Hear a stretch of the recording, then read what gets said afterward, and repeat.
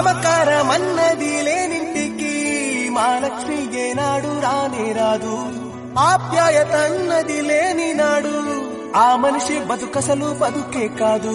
విడిపోయి కూడే వేళ భారాలే తీరేను, దూరాన నవే నాడో తీరాన్ని చేరేను. ఇంకొక జన్మంటూ ఆ దేవుడు నాకిస్తే మళ్ళీ బంధం నాకిమ్మని వరమడిగేస్తా. ఇంకొక జన్మంటూ ఆ దేవుడు నాకిస్తే మళ్ళీ బంధం నాకిమ్మని వరమడిగేస్తా. ఎవరేమి అంటున్నా ఎవరేమి చేస్తున్నా అనుబంధమేనా